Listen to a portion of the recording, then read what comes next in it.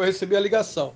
Quando você tem, no Brasil, o FBI investigando por que nos últimos 4 anos, mais de entre 20 a 30 células nazifascistas cresceram no Brasil, é porque tem alguma coisa que precisa ser ouvida.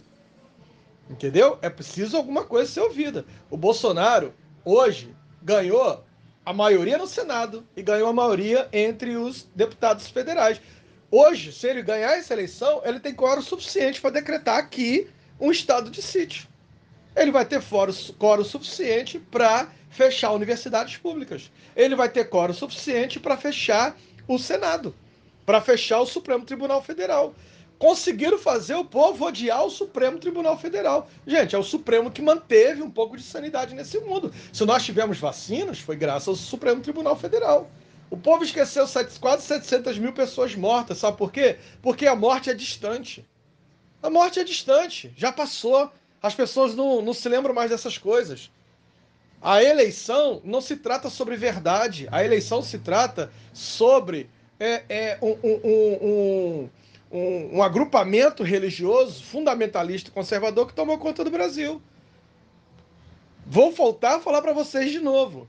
A Alemanha nazista teve o apoio maciço do Papa Pio X, o Papa de Hitler, e da Igreja Protestante. Não pense vocês que a igreja está junto que a coisa está boa, não. Ao contrário. Ao contrário. O nazismo alemão teve a presença maciça dos maiores intelectuais da época. Heidegger era um dos maiores filósofos da época. Até hoje, ninguém entende por que Heidegger apoiou o nazismo. Jung apoiou o nazismo. Entende? A igreja protestante apoiou o nazismo. A igreja católica apoiou o nazismo. Foi o nazismo que criou o Dia das Mães. Foi o nazismo que criou a família perfeita. O conceito de Deus, pátria e família. Era o conceito nazista. Então, não é que eu tô chato, é que vocês não entenderam que é uma questão de vida ou de morte. É uma questão da morte da singularidade, como diz o Christian Dunker. Então, não escutem o Jairo, vejam quem são as pessoas que estão falando. Quando eu vejo as 10 pessoas que eu mais admiro falando cuidado com o Bolsonaro, eu preciso parar para analisar de fato o que é isso. Quem são essas pessoas? Gente, Noam Chomsky. Noam Chomsky é um dos maiores políticos, cientistas políticos mais respeitado no mundo. E o Noam Chomsky veio, na terça-feira, se pronunciar sobre o perigo do Brasil ter o Bolsonaro como presidente. O cara é estadunidense, o cara é respeitado pela Universidade de Cambridge, o cara é professor aposentado da Universidade de Oxford, um dos maiores estudiosos, cientistas políticos do mundo. Pô, eu vou escutar o Zezinho da esquina? Eu vou escutar o Tiro Lipa?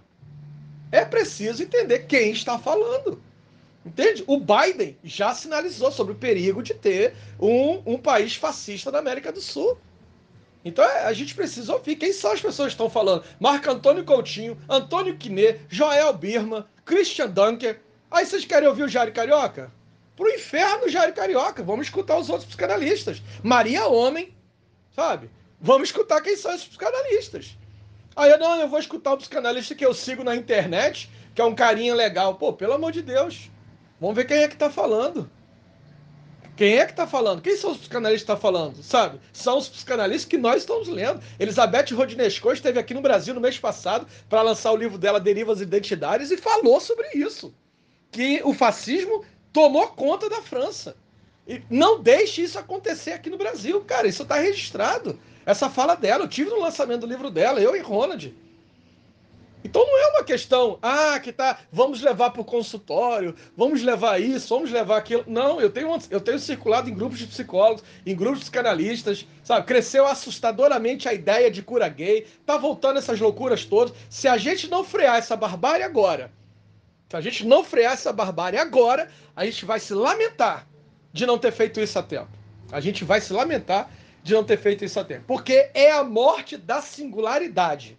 Não é essa coisa de, sempre foi assim, não vai mudar, o poder é outro. Não, eu aprendi diferente. Como teólogo, eu aprendi diferente. Uma vez eu questionando no grupo de teologia sobre a ordem divina, sobre essas coisas todas, alguém falou assim, Jairo, por que Deus não toma conta? Por que Deus não age? Porque Deus colocou você aqui para fazer isso. A Bíblia diz no livro de Gênesis que Deus criou o jardim e colocou o homem para tomar conta. Então a obrigação é minha e a obrigação é sua. É a nossa obrigação frear a barbárie. Essa não é uma eleição comum. Essa não é uma eleição de PSDB versus PT, onde aquele que perdeu, sabe, reconhecia o lugar do outro enquanto vencedor.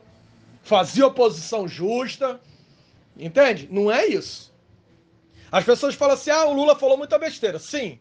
Ninguém aqui é perfeito. O Lula é cachaceiro. Sim, eu também sou. O Lula é isso. Não se trata de ser Lula. Se trata de ser hoje o único candidato com possibilidade de frear a barbárie. Entende? Se fosse o Ciro, seria o Ciro. Se fosse a Tebet, seria a Tebet. É que hoje esse é o único candidato capaz de frear a barbárie. Não é que ele é o Lula, não é que ele é o cara, não é que ele é o... É isso e aquilo, não. É que ele é o único candidato hoje com capacidade de frear a barbárie. Por isso é ele. Por isso é ele. Se fosse o Marcelo Alves, se fosse Jair, qualquer um teria o meu voto.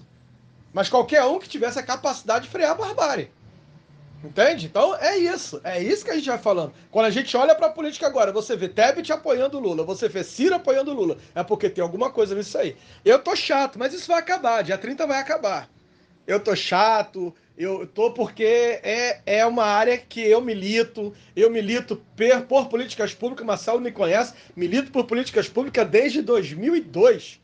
Saí da igreja para brigando por conta disso. Me desliguei enquanto pastor para continuar porque eu acredito na legitimidade dessa luta. Eu acredito nas políticas públicas voltadas para a mulher, inclusive políticas de aborto. Nenhuma mulher pensa em aborto, inclusive aquela que aborta. É porque hoje é a única opção para a mulher pobre.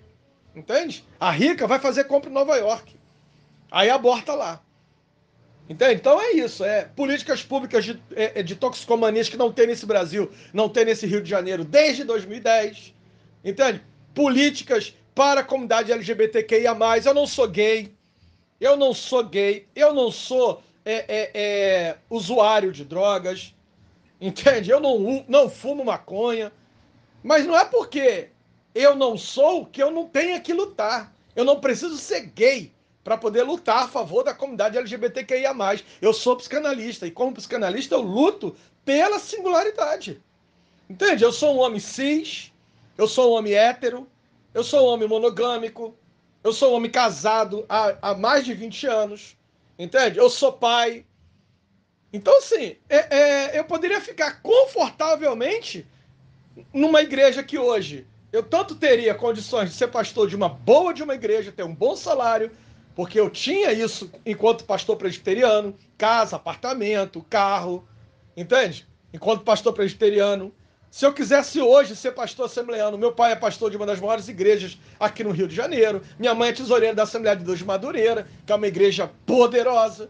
Meu pai já cantou a pedra 200 vezes, filho. Larga isso daí tudo, vem pra cá, isso que você tá fazendo não tem futuro não. Eu falei, eu sei que não tem futuro, pai. Eu tô do lado dos perdedores, eu sei. Vocês vão vencer, mas não vão vencer sem que eu grite. Não vão vencer sem que eu denuncie, porque eu acredito nisso. Boas novas é denúncia, já dizia o Paulo Freire. Boas novas é a denúncia. Jesus foi morto porque denunciou. Eu não quero estar do lado dos vencedores, não quero. Meu sogro também é pastor de uma boa igreja, uma igreja grande. Eu poderia estar com ele. O tempo todo ele fala, eu queria que você fosse meu vice, eu queria que você... Só que eu acredito na legitimidade dessa luta. Entende? Eu poderia estar confortável, mas eu acredito na legitimidade dessa luta. E por acreditar na legitimidade dessa luta, é que eu luto. E eu luto isolado, luto sozinho, luto sem apoio, não tem apoio familiar, não tem nada, porque eu acredito nessa luta, gente. Eu acredito nessa luta. Então, não estou dizendo que vocês têm que acreditar nessa luta comigo. Eu só estou dizendo que dessa vez é diferente. Bolsonaro foi eleito no domingo e na terça-feira sequestrou todas as contas das universidades públicas do Brasil. Eu tenho uma filha que estuda numa universidade pública, eu tenho uma sobrinha que estuda em outra universidade pública. Eu estou numa universidade pública e nenhuma delas tem dinheiro depois de outubro. Nenhuma delas tem dinheiro para depois de outubro. Nenhuma. Entende? Para onde vai esse dinheiro? Para o Centrão. O Lula roubou no mensalão. É o que minha filha falou. O que o Bolsonaro e o Temer já retirou da educação e da saúde é 600 vezes superior a qualquer roubo que o Lula tenha feito. 600 vezes superior. Então, pelo amor de Deus, é um momento de vida ou morte. É um momento de vida ou morte. A gente só não pode reclamar depois. O que eu vejo muito é a procrastinação. As pessoas, as coisas não mudam. Não muda porque a gente não levanta para mudar. Se a gente levantar para mudar, as coisas mudam. E se ela não mudar, eu vou morrer tentando. Eu vou morrer tentando. Então, desculpem a minha chatice, desculpem gerar incômodo nos grupos, me desculpem. Mas é que a luta é justa.